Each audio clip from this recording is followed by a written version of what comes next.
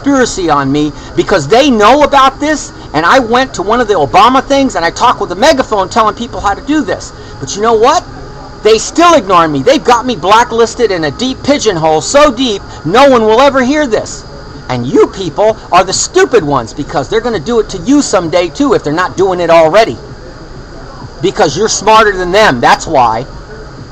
See, they're afraid of their jobs, afraid of people like me. If a million people like me, exactly like me, all of a sudden came out of the woodwork and started spreading the word like this, and it managed to take hold, the government would totally fold. And I'm not just talking about idiot America. I'm talking about France, Germany, England, all of them. They'd all fold. You know why? Because you cannot stomp on intelligence. Because all the technology that you see was created by those poor little people that work in a pigeonhole cube, coming up with all these new ideas and new inventions, who are nothing but whores, who've been bought and paid for, because they have security in their lifestyle. They're willing to give up their creativity to any new invention that they had to offer humanity. How do you explain the slow invention process from back all the way back before the pyramids to such a speed up in inventions, discoveries from the 1700s in less than 300 years? In about 300 years, all of this sprung up out of nowhere. I mean, we went from the Kitty Hawk, the Wright brothers, in almost less than 60 years to walking on the moon. So you know what? I know more than they do, and they know it. And they're scared crapless of me. Like I said, I'm going to cover that. There are two kinds of people, and I didn't finish it on the other one. One, people like me, who are good people, or used to be, and we have consciously and subconsciously accepted that we're all going to die. This is a fact. But I'm not going to go out of my way to make other people's life miserable just because I can't accept the fact consciously or subconsciously that I'm going to die. The other kind of person is exactly what I just said. They're subconsciously so miserable and scared crapless that they're going to die, that they're going to go out and make everybody miserable. Cops, meter maids, judges, lawyers, they're going to make everybody else's life miserable because they can't accept they're going to die, and they can't take it with them. But those same type of people picked up the phone and called on me and said, oh, he has an eyesore, and he's this and that. Instead of the government saying, what can we do to help Caesar? No. They screwed me and took my cars, my boats, my motorhomes. They took all of my planning. They destroyed my whole life. It's scuttled now. It's totally destroyed. So of course I'm going to say, yeah, all I have to do, I don't plan anymore. I'm just waiting to die, waiting to get an infection from my teeth and die. Because there's no free dental clinics anymore that do any kind of work that can bring your teeth back. No, they want to pull them all and put false teeth when there are implants available. You know what? Screw you, United States of America. Screw you, planet Earth. Now let's see. So now I've told you how to get even with the White House if you really want to get even with them. Just call and call and call the different numbers. But you know what? They know that they've got so many numbers. I mean, figure it out.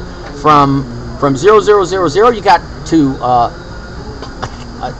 10,000 numbers, or 9,999 numbers that you all have to go through in order to get special White House numbers. And call, and most of the time it's a recording anyway, so all you can do is leave a message and then they know who you are by voice imprint. So you don't want to do that either. So see, they've got kind of their bases covered there too. And this is how they commit their hypocrisy and their negligent attitude towards us. 35, 25, 30, 35, 40. I got 5 minutes left. Let's see, what else do I have here? So the White House calls were based on hypocrisy and negligence. Because I sent them faxes before my house was set on fire, before I was forced to move, before anyone offered. I asked the Secret Service. They came to my house on DeSoto and Hart, and they said, I asked them very nicely, isn't there something you can do to help me? They said, no, we're just here to check you out to see if you're not a danger or threat to President Bush. I told them, I don't have to be a danger and a threat to President Bush. Anybody who gets elected president is a danger to themselves because they wanted to be president and wanted to be a moving target just by being president. What? You think I'm stupid? They're the ones who are stupid. Bought and paid for by the Bilderberg group. Bilderberg puppets. So is the Secret Service. And the FBI. And all law enforcement. Including the fire department. Let's see, what is this? Oh, yeah. So then finally in April, right before the Gulf Oil disaster, I predicted that too to Agent Sexton of the Secret Service, who came to Boulevard Burgers on Ventura Boulevard, which I taped. I have a videotape of the whole thing, and the prediction I made about the Gulf Oil disaster, that rig was going to blow up, and they pretty much laughed at me, and it happened. I'm sure they weren't laughing after it happened, even if they chose to remember it. And they told me that they would set up some kind of situation to jail me if I call the White House anymore, with the way that I call my numbers, leaving messages, harassing messages on the White House lines. They were harassing me, that's why I was fighting back. A conspiracy against me because of my letter to President Clinton in 1993. It was a giant letter. I mentioned that one of the others that predicts the 9/11 attack. Cryptically, in bits and pieces, cryptically, I predicted the attack because I wasn't going to lay it out for them. Not because I didn't know, I did know, but I was laying it out for them cryptically to see if they were that smart, which they aren't. My house was set on fire. The DA conspired against me just because I ran for mayor as well.